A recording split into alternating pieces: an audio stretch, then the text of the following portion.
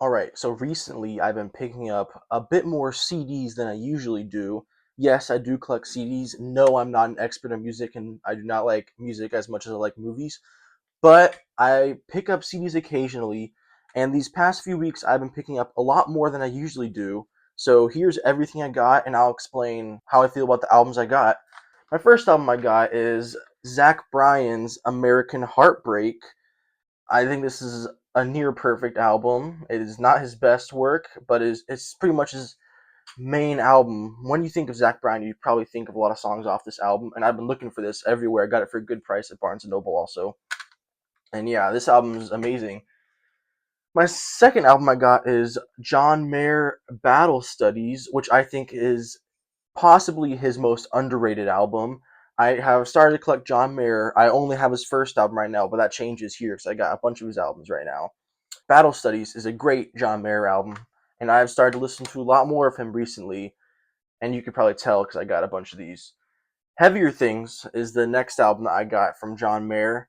I don't think this is his best album. I don't think any of these I got are his best album, but this album is still really great. It's got a bunch of bangers on here.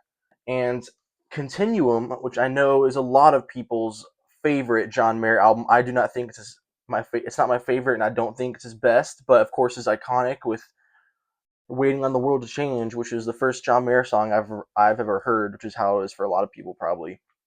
This album's still great. I have listened through all these John Mayer albums. That was the last John Mayer album that I've gotten recently.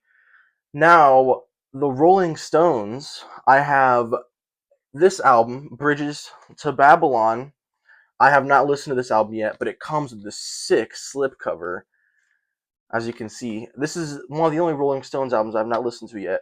The inside is absolutely awesome. One of my favorite CD designs ever, to be honest.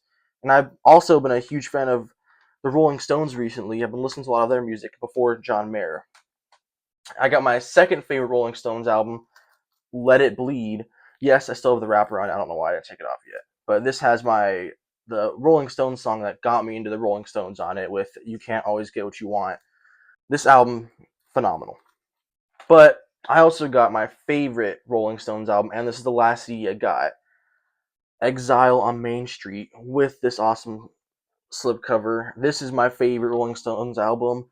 It's got my favorite Rolling Stones on there, Shine a Light, and it's got just 10 out of 10 songs back to back to back. This album, masterpiece in my eyes. And that is it. These videos will not be coming out much at all, but because I don't get CDs that much. But I got a few Blu-ray hauls coming next too.